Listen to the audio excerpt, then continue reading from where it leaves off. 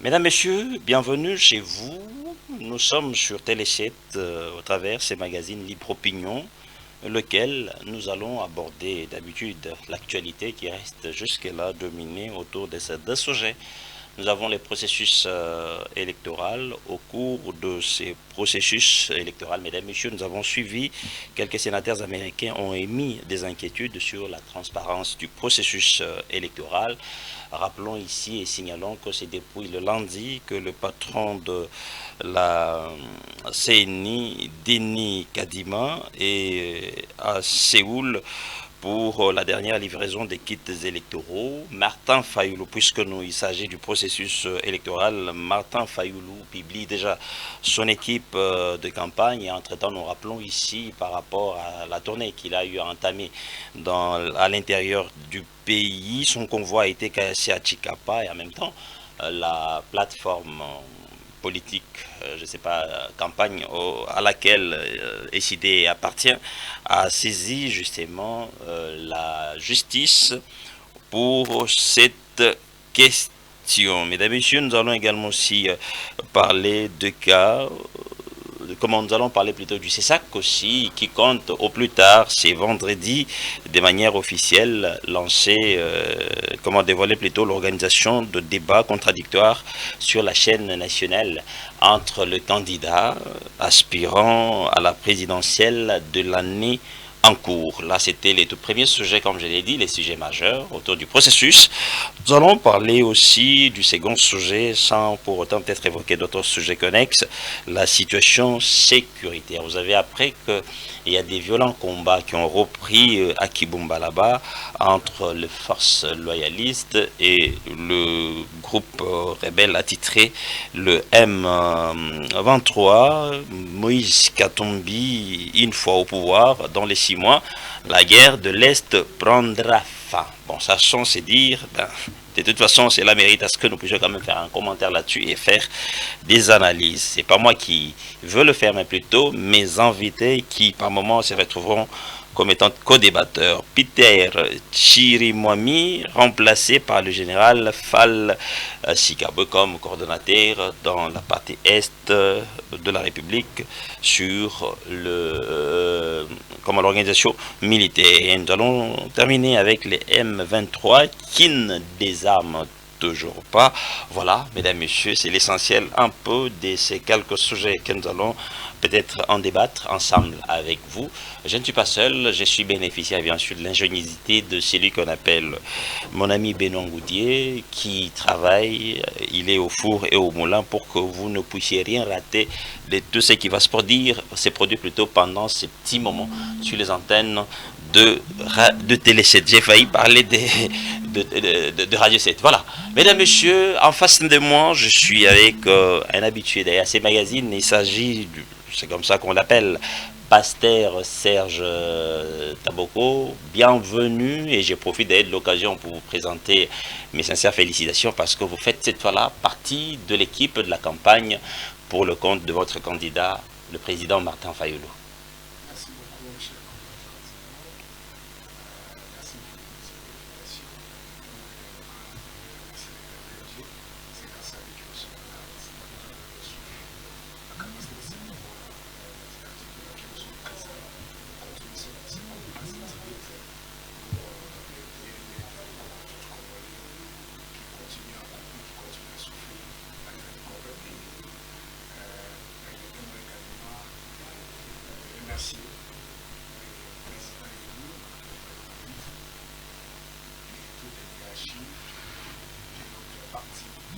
Vous ne pouvez pas non plus vous départir un peu de président élu pendant que à quelques mois ici, ça sera déjà le 4e cycle électoral des élections ici en République démocratique du Congo où votre président va devoir compétir aux côtés des autres.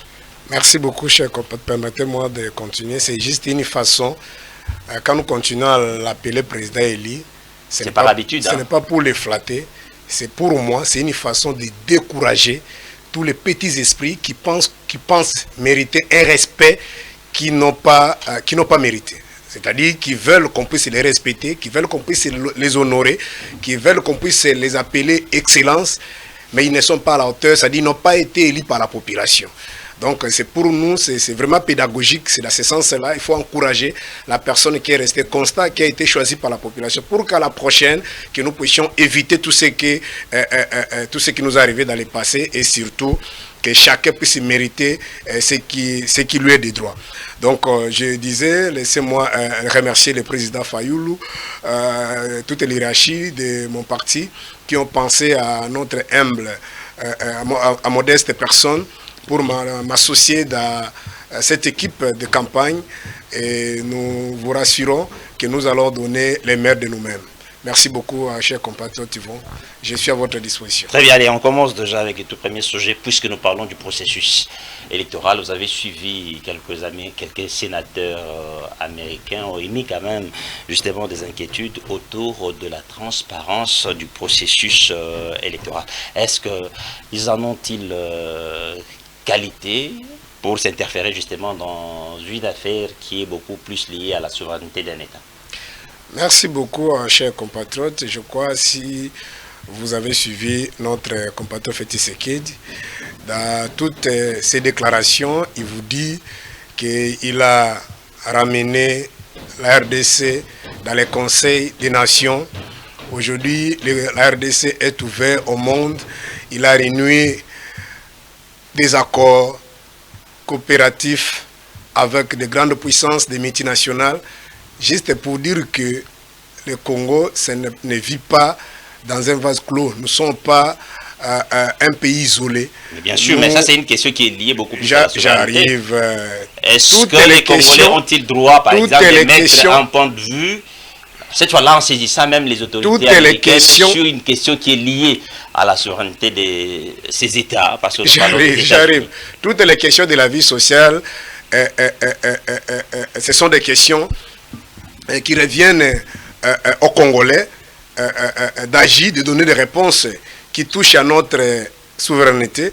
Mais la réalité, c'est que la RDC fait partie des organisations sous-régionales, internationales.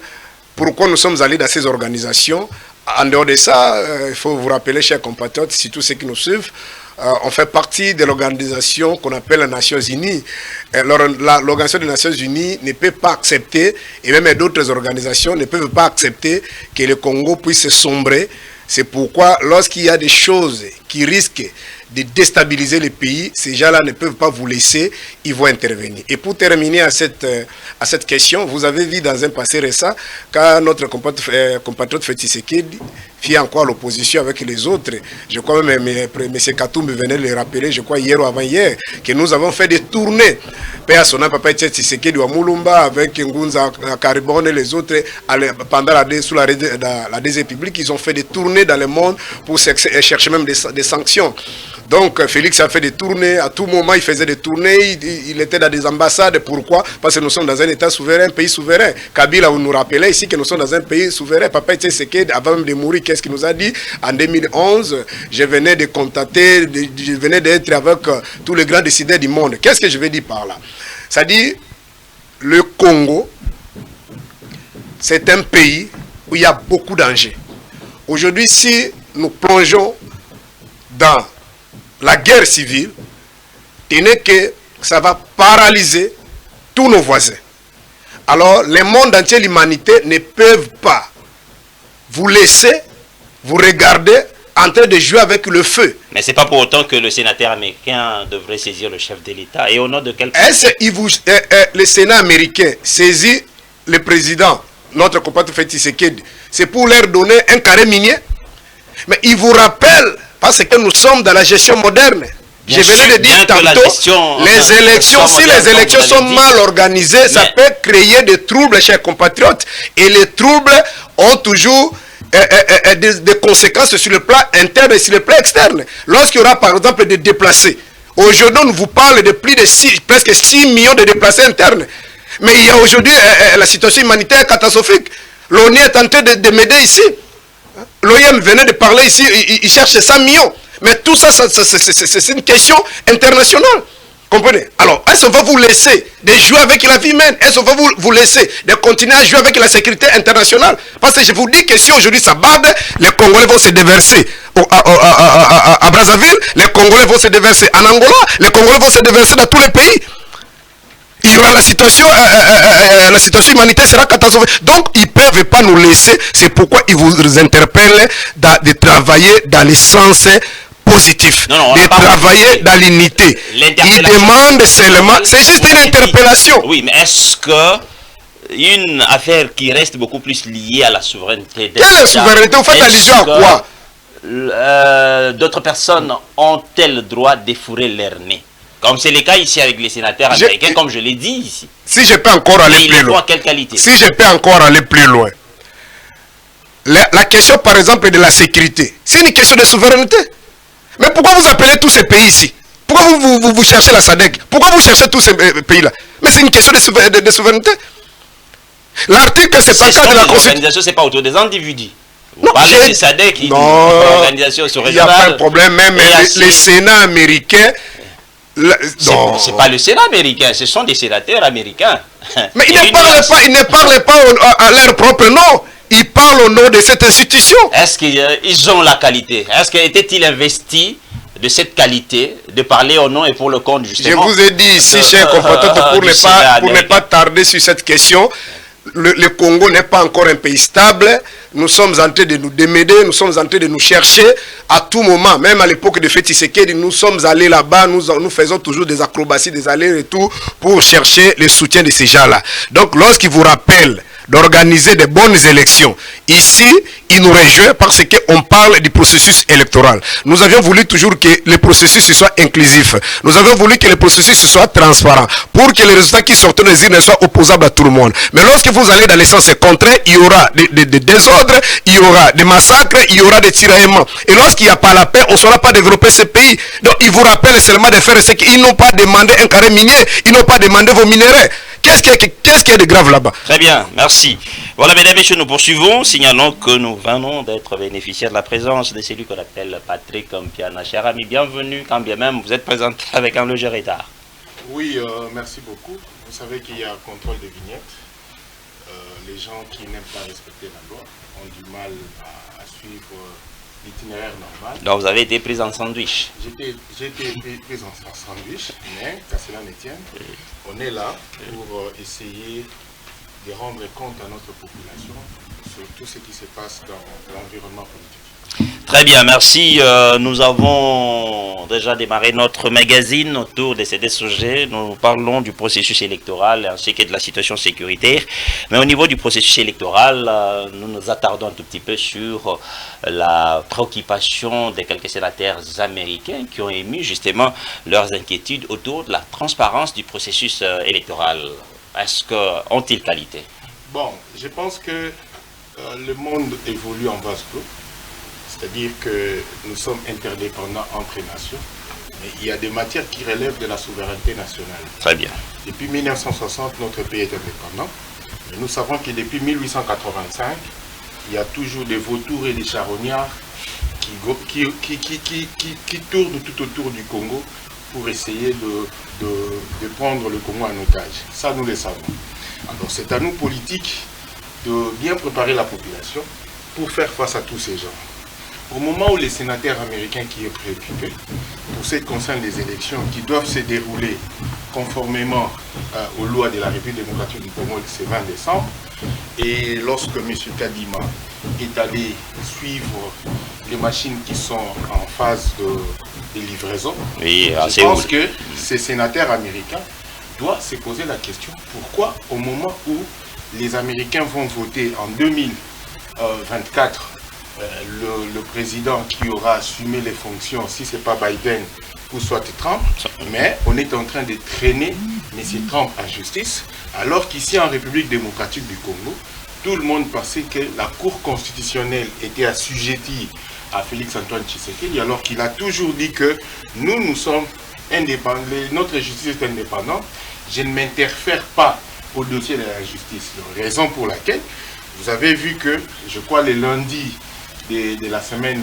passée, ou de la semaine écoulée, la Cour s'est prononcée, si pas le lundi ou le mardi, la Cour s'est prononcée. A rendu son verdict autour de 26 candidats. 26 candidats. Donc aujourd'hui, on est là, il y a les 26 candidats. C'était autour de 24, on a repêché 2.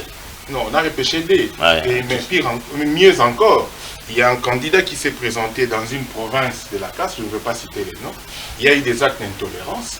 Le président de la République, étant le président de tout le monde, même le président de ces candidats-là, il a dû placer un mot pour manifester le regret. Très bien, on en parlera. C'est dire que oui. La souveraineté de la République démocratique du Congo est fonction de nous peuples. Parce que lorsqu'on parle légitimité, on voit d'abord nos peuples et par la suite, on va passer par la légalité et la communauté internationale viendra. C'est-à-dire c'est un coup de pied dans l'eau de la part de cette inquiétude exprimée par les sénateurs américains. Il y aura élection le 20 décembre. Si et seulement si il nous explique pourquoi M. Trump est appelé à se présenter devant la justice américaine, ce n'est pas à lui de s'interférer dans ce que nous faisons ici. Nous avions un président de la République élu, nous avions les députés, nous avions nos opposants, et je suis très content comme les opposants pensent à un dialogue pour qu'ils voient qui ils vont mettre en face de Félix Tshisekedi. C'est ce qui nous intéresse. Très bien. Mon ami Serge, tout est mis en œuvre pour que les élections soient tenues à la date du 20 décembre de l'année en cours. Là, ce sont les dires du président Denis Kadima. Pendant que nous échangeons avec vous ici, c'est depuis le lundi qu'il est à Séoul pour s'assurer du dernier lot de la livraison de commandes des kits électoraux passés. On peut se dire que non, il n'y a plus à rêver. Les élections se tiendront à la date. Bon, merci beaucoup, cher compatriote Yvon. Ça fait mal. Hein? D'abord, je commence par M. Kadima. Il ne faut pas faire confiance à ce monsieur-là. C'est un militant de l'IDPS. Souvenez-vous, notre aîné Albert Moleka. Vous ne les faites pas confiance. Vous aviez posé des desiderata auxquels il n'y a pas eu un crédit accordé à cela. Vous aviez voulu boycotter les processus et finalement, vous êtes retrouvé dans le même processus, tout en ne faisant pas de confiance jusqu'à. Permettez-moi d'avancer. Vous savez, ce sont des stratégies qui se font toujours dans des pays sous-développés. C'est-à-dire, on crée des conditions pour vous décourager. Pour vous décourager de ne pas participer. En même temps, ils vont dire non, ils ont peur. C'est pourquoi la démarche, c'était, jusqu'à preuve du contraire, d'avoir un fichier audité par un cabinet international pour crédibiliser et garantir de faire confiance, parce que il faut vous rappeler à citoyens ceux qui nous suivent, c'est que pourquoi nous sommes allés à San City. En San City en 2003, il y avait un ministère de l'Intérieur ici qui devrait organiser les élections. Pourquoi on n'a pas laissé le ministère de l'Intérieur organiser les élections? Parce qu'il y avait ce qu'on appelle les facteurs de confiance. On a voulu créer une organisation, soit une structure qui va départager les compétiteurs. Voilà le vrai problème. C'est pourquoi on a voulu que cette structure soit indépendante, surtout sur le plan technique, faciliter le compétiteur. Cette organisation est appelée CENI, est considérée comme un arbitre. Mais un arbitre qui vous convoque le match à 16h, mais il est déjà 14h, vous n'avez pas de poteaux, vous n'avez pas de filet. Bon, je ne suis pas expert dans les domaines de football, mais c'est juste une illustration. De filet, vous ne voyez rien. Les commissions match ne sont pas là. Mais vous dites qu'à 16h, il y aura match. Mais vous êtes quand même intelligent. Ça, c'est le quatrième. Qui en exhorte d'ailleurs le Congolais à ne pas se fier à ce qui s'est dit. Mais je ne sais pas si vous avez compris.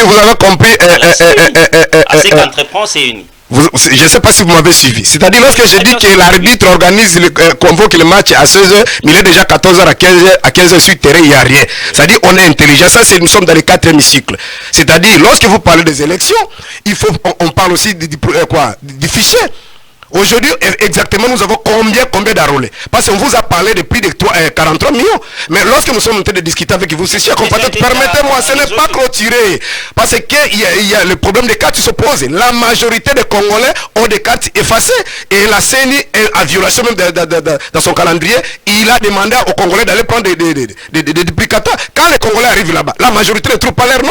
On vous donne encore une fiche d'enrôlés, de donner les noms des pères des villages. C'est-à-dire c'est un second enrôlement. Maintenant, les gens qui sont enrôlés là, ils seront toujours dans les lots de 43 millions ou bien le nombre va augmenter. Vous comprenez? Donc c'est un problème sérieux. Lorsque nous sommes en train de discuter avec vous ici, en 2018, au mois de septembre, il y avait déjà le dispatching de matériel. Vous comprenez? Mais lui, il est allé prendre, il prend des photos, il fait des histoires. Nous avons besoin des élections. Si on n'organise pas les élections le 20 septembre, on va le 20 décembre, on va activer l'article 75 de la Constitution. Mais il n'a pas dit qu'il refuse de ne pas organiser les élections. Le problème, c'est que moi, je fais parler seulement l'intelligence des Congolais. On n'a pas un problème de faire des incantations, organiser des élections, mais ce qui se voit à l'œil nu, il n'y a rien.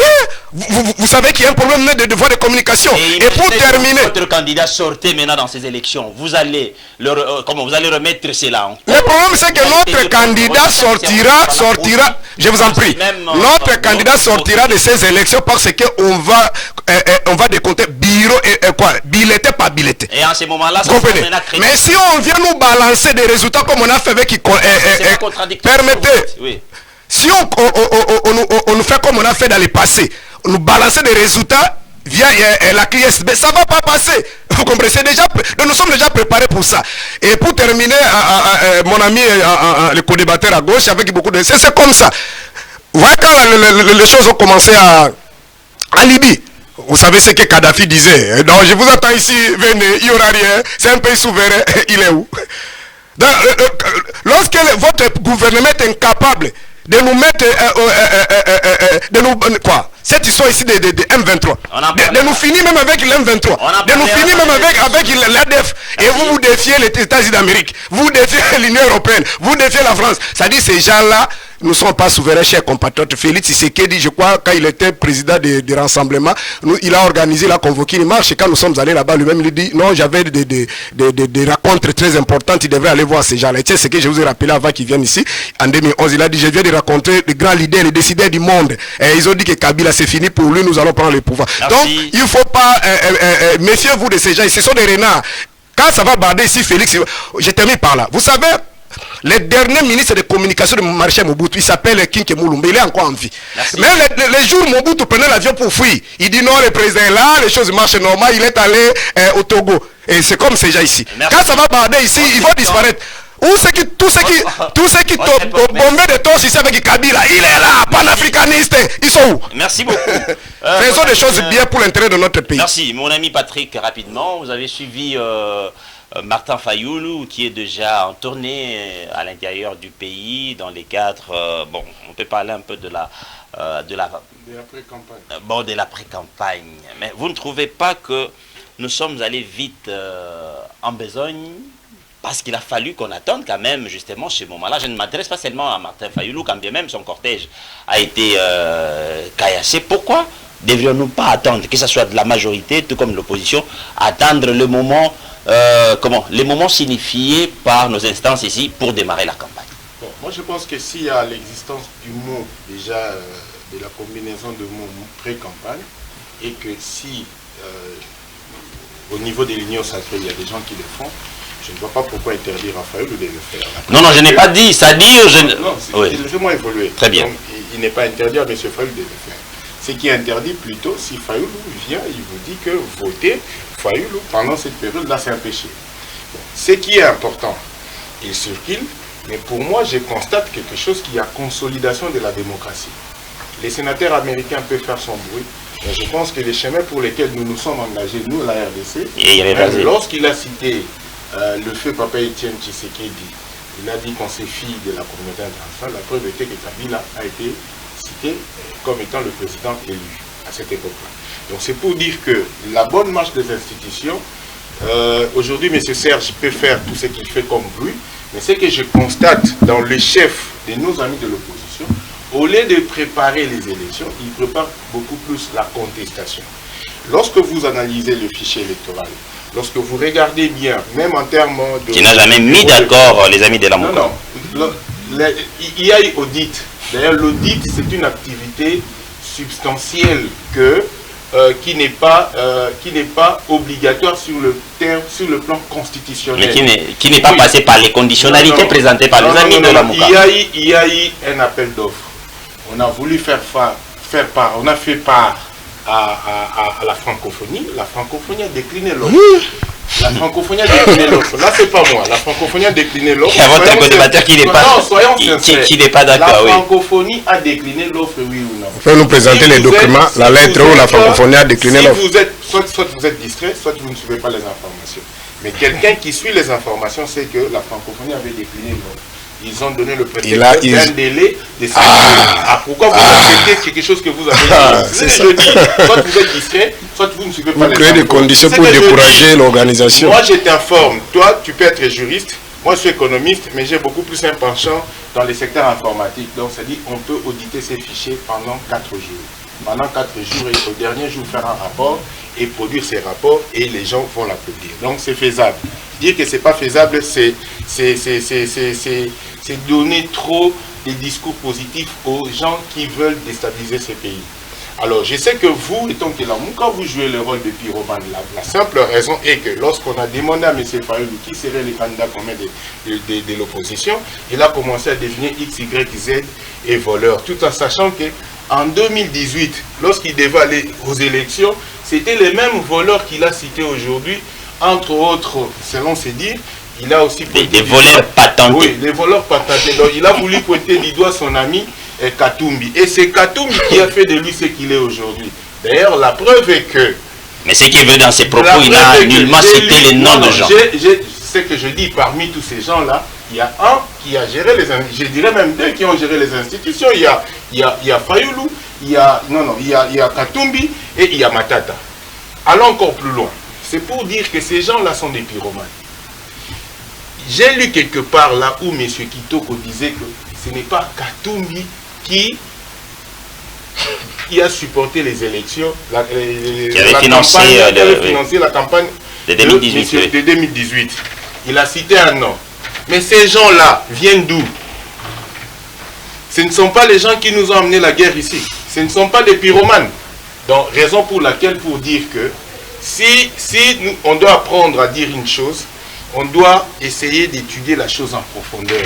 On ne doit pas amener le peuple, emballer le peuple. Ces peuples ici qui aujourd'hui s'est enrôlé à plus ou moins 44 millions d'enrôlés.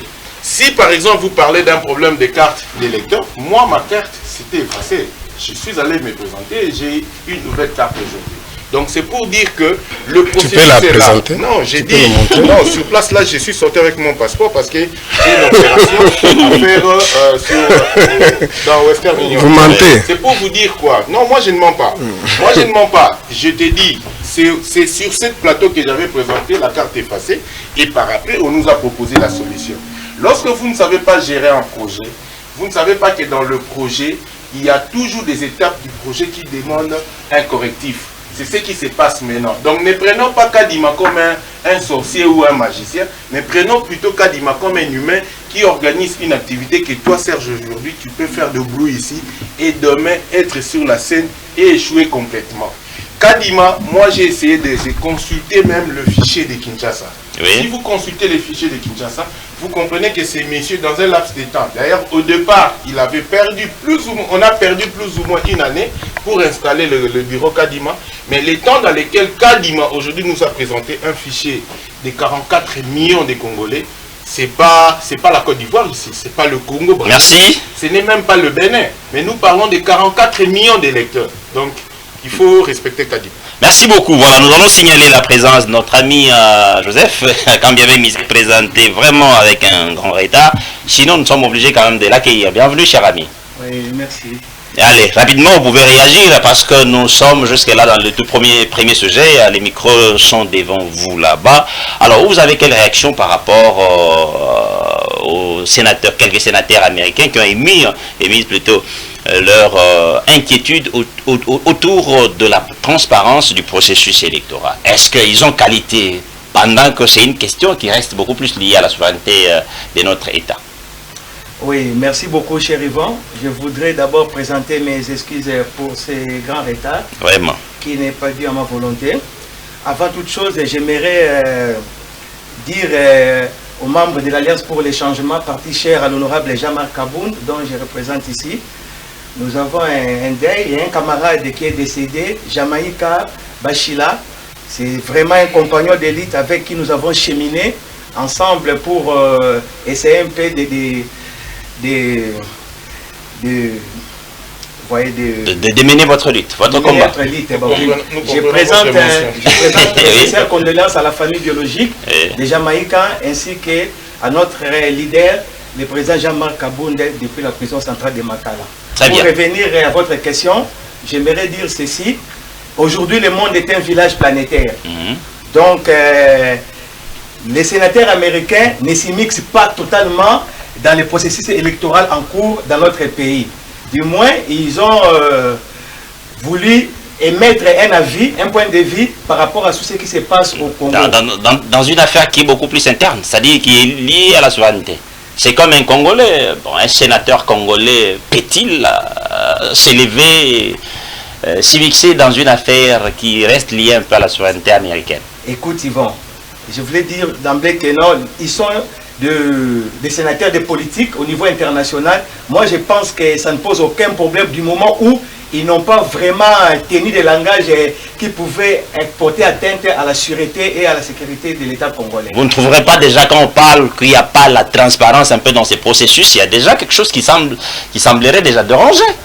Bon, c'est tout à fait normal. Quand vous parlez de la transparence, moi je pense que, pas par rapport aux sénateurs américains, à mon nom personnellement, je pense qu'il y a un problème. Il y a une anguille sous gauche par rapport à ce qui se passe au Congo. Parce que si vous regardez le processus électoral en amont comme en aval, c'est tellement biaisé qu'on pouvait parler aujourd'hui d'un hold-up électoral. Donc c'est un braquage électoral. C'est à partir de quel moment que vous faites déjà tous ces constats? Parce que votre leader, il a cheminé avec ses pouvoirs depuis un temps. C'est à peine, si je ne me trompe pas, moins de 2 ans ici, qu'il n'est plus au pouvoir.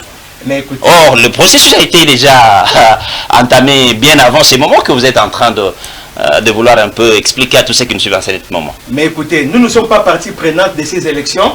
Donc, vous savez comme moi, on a été écarté par la volonté manifeste de ce régime Tchilé-Gelou qui est aux abois. On a été écarté par rapport à ces processus ici. Mais j'aimerais dire par rapport à ce que vous avez dit là, le président Jean-Marc Kabound étant dans les institutions, étant au pouvoir, quand on venait de me rappeler tout à l'heure là, a beaucoup milité pour que nous puissions avoir un processus crédible. Il a d'ailleurs dit que non, les régimes en place préparaient, comment dirais-je, 2 ans de glissement. Il a dit la preuve en est aujourd'hui. Il y a beaucoup de contraintes par rapport à l'organisation des élections. On a des contraintes matérielles, financières et ainsi de suite. Vous voyez que le processus est déjà biaisé. Merci. Allez, je reviens à mon ami Serge Badjoko. Serge Tavoko, merci rapidement votre réaction. Vous avez suivi au niveau du CESAC.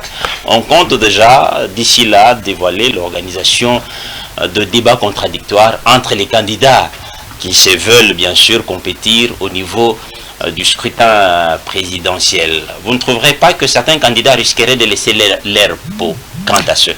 Merci beaucoup. Je vais peut-être dans 30 secondes dire un mot par rapport à cette organisation sous-traitée, politisée là, mais permettez-moi, parce que le processus électoral, c'est ce qui est très important pour nous les Congolais.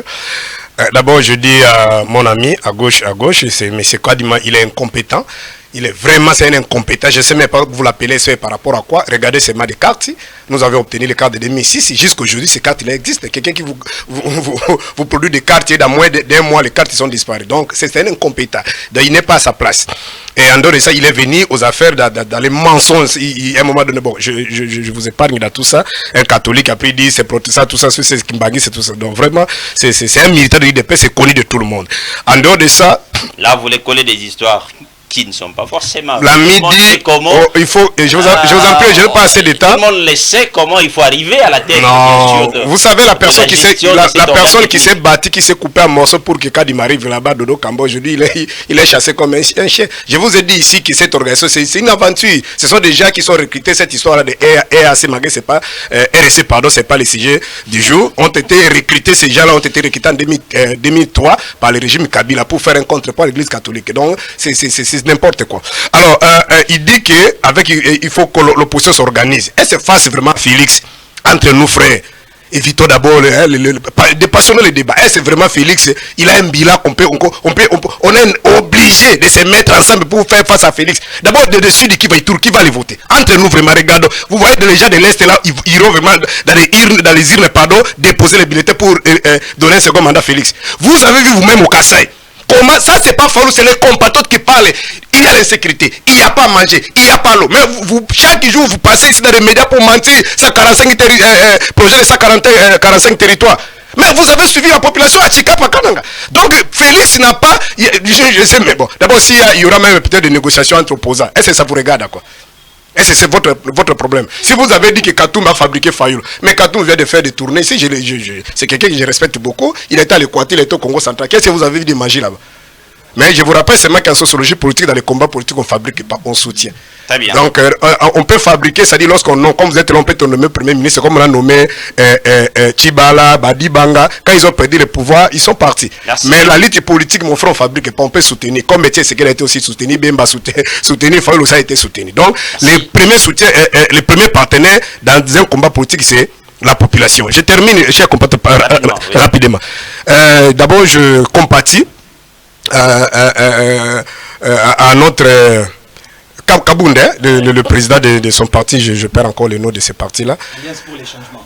J'ouvre rapidement une parenthèse, je vais refermer. Bon, il y a votre président qui vient de publier justement l'équipe de campagne. Okay. On a vu justement un certain Jean-Marc Kabound.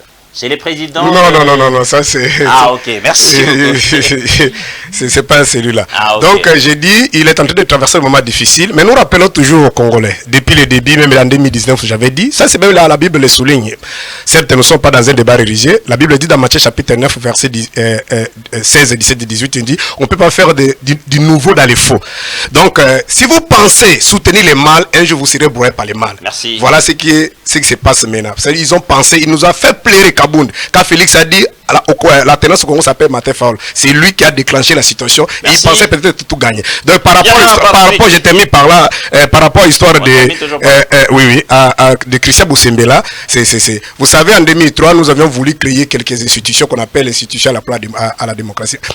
Malheureusement, il y a notamment le CESAC, il y a la CENI, les droits de l'homme, là, quelque chose. Oui. Donc, CNDH, malheureusement, toutes ces institutions ont été sous-traitées, ballottés, ce sont des politiciens qui mettent leurs petits moukofia là-bas pour faire des histoires.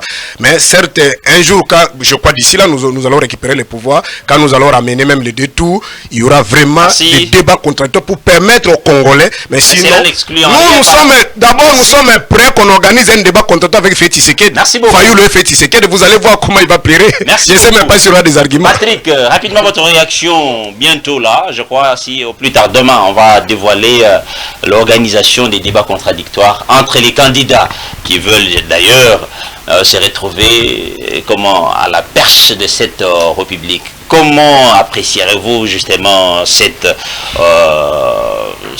organisation? Bon, avant toute Parce qu'on n'en a pas connu depuis qu'on a commencé avec... avant toute chose, je commence à présenter mes condoléances aux amis de... Alliance pour le changement. Alliance pour le changement de Jean-Marc Kabound. On est tous Congolais, on est frères. Lorsqu'il y a un qui traverse, ça doit nous interpeller, ça doit nous concerner. C'est très important. De toutes les façons, tous nous cherchons à ce que le Congo soit bon, soit meilleur. Mais il y a divergence de méthodes et de stratégies. Nous compatissons aussi à la mort de cher Serge Ouello. Serge Ouello, oui. Bon, pour cette émission, pour ce plateau, je crois que c'est la première fois. Vraiment, ça m'a fait mal. J'ai même publié et jusqu'à présent, la publication est encore présente. Alors, je pense que Serge veut nous ramener dans l'histoire de la grenouille qui veut se faire plus gros que le bœuf.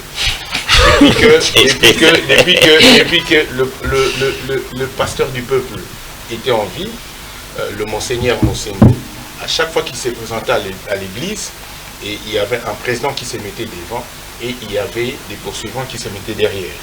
Et à chaque fois que Mosengo enseignait la parole de Dieu, enseignait, donnait l'évangile, il y a un qui était vigilant, qui suivait la parole, et il y a un qui était distrait. Donc aujourd'hui, et il dormait d'ailleurs. Alors comprenez que les images sont là, c'est pour dire qu'aujourd'hui, ils cherchent à se rattacher, ils vont se battre entre eux, un débat à la hauteur de Katumbi Fayulu, pour voir, il a parlé du soutien, mais moi je dis de la fabrication étant que candidat président de la République. Parce que l'intention de vote en 2018, il était à 4%, alors que Félix Tshisekedi était à 49%. Donc il n'y a pas match. En face de nous, il n'y a rien. En face de nous, on voit qu'il y a un vide. Non, en face de vous, il y a 26 candidats. 25 candidats. Non, en face de nous, c'est le peuple. C'est une compétition. Voilà pourquoi on parle de 26 en face de nous, c'est le candidats peuple. à la présidentielle. Et pour le peuple, je vous informe que c'est pour la toute première fois dans l'histoire de cette République que nous puissions vivre à ce que 145 territoires de cette République puissent connaître un mouvement au même moment. Votre co-débatteur Rémi, ça, il parle de bourde. Même le monsieur de Massimanimba ici, c'est lui qui, avec Katumbi, son porteur de mallette, ancien président de l'Assemblée nationale, il a voulu faire un bruit. On lui a montré tout simplement ce que représente aujourd'hui les bureaux administratifs chez lui. Vous comprenez? On lui a montré tout simplement ce qu'aujourd'hui, c'est que même son père n'avait pas fait. Parce que ce n'est que le colon. Mais par rapport au débat contradictoire, je vous dis que nous sommes dans la phase de la consolidation de notre démocratie. D'ailleurs, parmi les critères de consolidation de la démocratie, il y a le deuxième alternance qui compte. Alors, nous sommes en phase où nous allons gagner un mandat le 20 décembre. C'est à eux de se préparer pour voir en 2028, parce qu'ils nous auront encore des gabarits avec nous, si et seulement si qui vont compétir. Mais un débat contradictoire serait une bonne chose parce qu'au choc des idées, jaillit la lumière. Donc nous avions besoin de... Je crains que les autres ne laissent leur peau. Non, non. C'est lui qui va... Félix va fuir. Connu. Nous, on a un débat. On a un bilan. On a un bilan. Pourquoi on a un bilan? projet de société qui doit être convaincant, dans lequel la population, tous les désidérateurs de la population doivent être compris là-bas. Notre projet de société est connu. C'est lequel? Notre projet de société est connu. Ça se résume en 3 mots. Si le peuple d'abord. Lequel? Nous avions les remontades.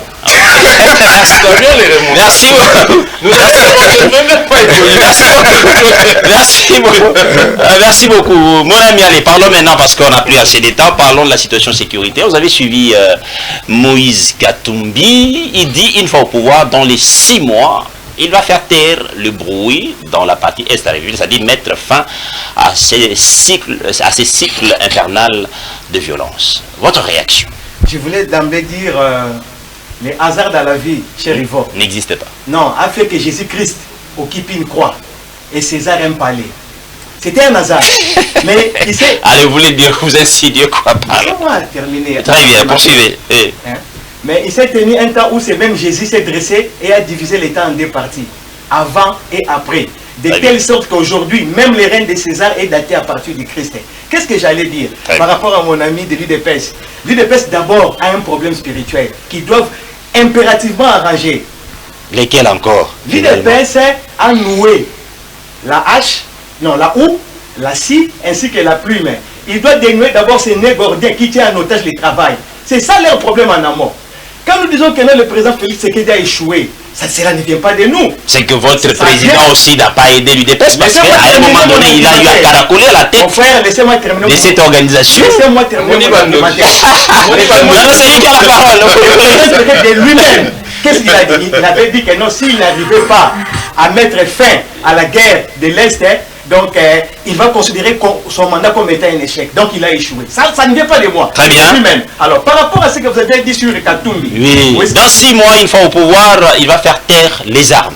Bon, je ne suis pas... On ne parlera plus de la guerre dans la partie islamique. Peut-être il a un plan. Il a la clé. Peut-être il a un plan. Il peut aussi le mettre en musique. Si au moins il est élu président de la République, il pouvait les mettre à la disposition de la population congolaise. Mais n'oubliez pas que la partie Est de la République, c'est un ventre mou depuis 96. C'est depuis 96 hein, que c'est que nous sommes en train de condamner, fustiger aujourd'hui.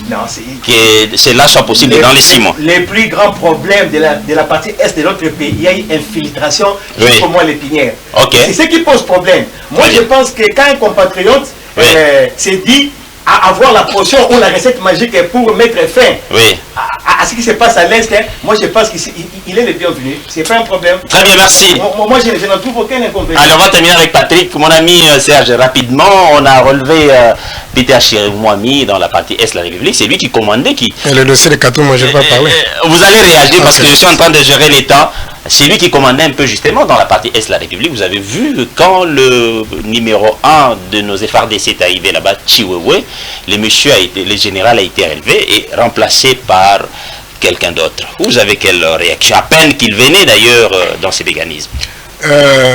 Je crois que c'était depuis 2019, j'avais dit dans d'autres plateaux que même si on prenait Monsengo, à l'époque là Monsengo était encore en vie, on prenait Monsengo, on prenait Ambongo, tous ces gens que vous connaissez, qui ont quand même une certaine crédibilité dans notre pays, entrer dans le gouvernement de Félix, ils vont échouer lamentablement. Parce que c'est un système qui est conçu dans le faux, dans le mal.